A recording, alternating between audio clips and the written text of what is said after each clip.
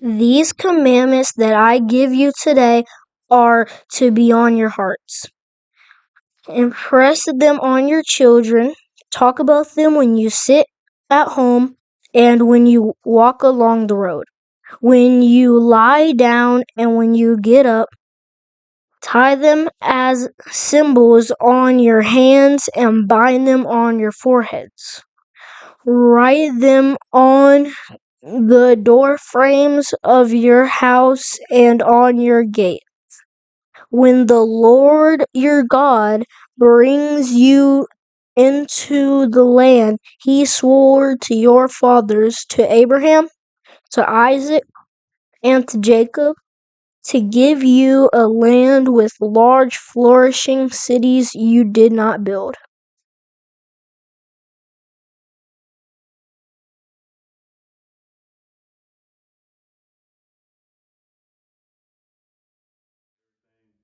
Not at all.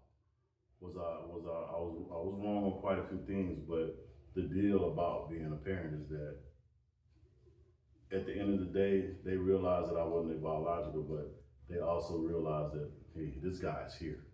He's trying to take care of us. He's doing what he can do, which developed respect between me and them. So that's what you consider.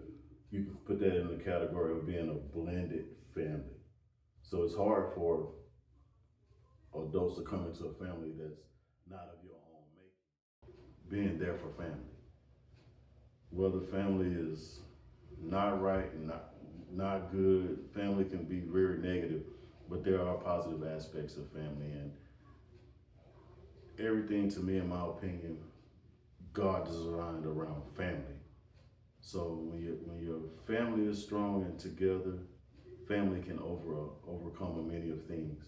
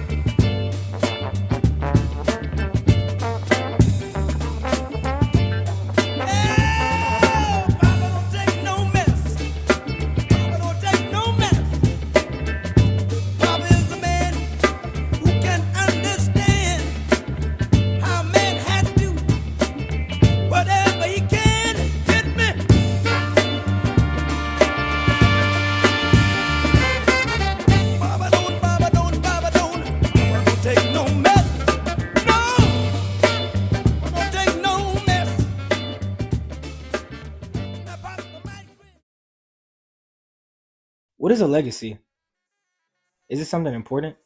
Today, there's a misconception that our fathers do not take care of their sons, that our sons are in danger.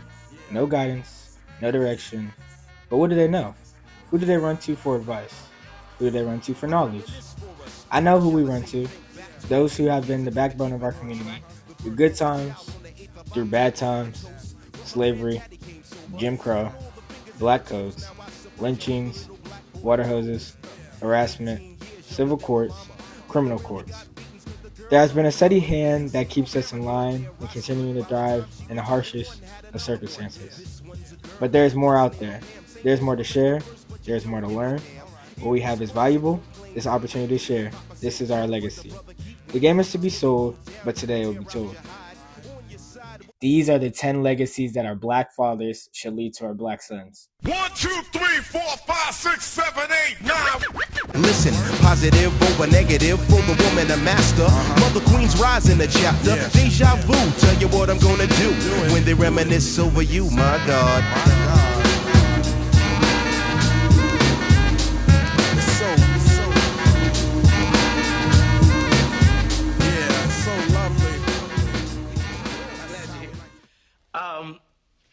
Some business came up I gotta handle. So we're gonna have to put our trip on hold. You understand? Yeah, that's cool. That's cool. Just for a couple of weeks. I understand. Yeah, maybe a little longer. Yeah, whatever. Look, I'll call you next week and we'll iron out the details. Okay? Yeah. It was great seeing you, son. You too, Lou.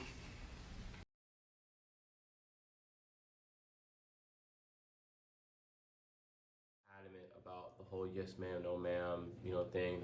That's just how it was when I was growing up. Um, but then I had my son, and having discipline for him, I was very lenient when it came to him because he was the firstborn, and I didn't want him to think that he can get away with anything. But being that he was my firstborn child, it was kind of like I'm just give him everything that he wants, and I'm going to do everything that he wants me to do. Like, I'm not gonna tell him no. I'm gonna let him get away with anything. And the first year was cool because he was still young. But then the second year, as he started to get older, I started to instill the discipline in him younger, so he already knew as he got older, and it wasn't gonna be as difficult. I wanted to make sure that he knew, like, I'm not here to whoop you. I'm here to make sure that you are able to grow up as a young man and to make sure that you can be a productive human being in this world, in this society, because it is hard. It's You need discipline whenever it comes to certain things in life, work or your daily life or with your friends or whatever you want to do in life, to get things done.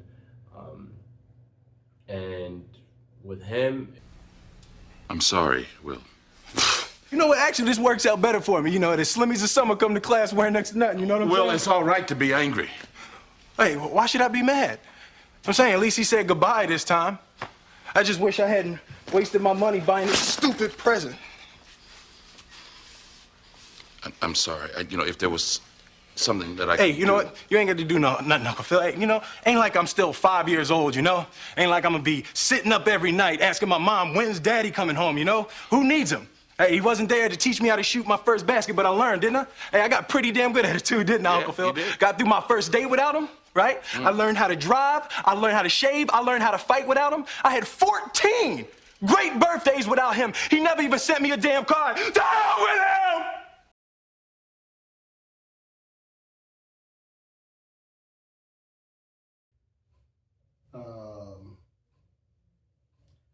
Next part, commitment.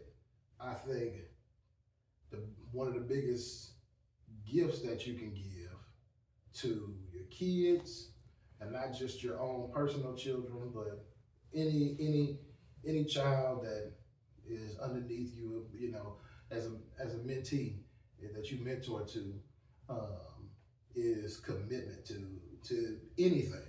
Because I think it's the hardest thing for people to do in general. You can love a lot of people. The hard part is commitment. You can learn how to do a lot of different skills. The hard part is commitment. And so whatever that child wants to do with their life, you want to be a doctor, you want to be a lawyer, you want to own a business, you want to be a judge, you want to be the president. Anything that you want to do, is all attainable, but the key is commitment to it. And I think that's the hardest thing for all people, is to really involve yourself in something and be committed to it for the long haul. Okay, because obviously anything that's worth doing is going to be difficult, and it takes time to build into something that you can be proud of. And if you want to, build the kind of skills you want, and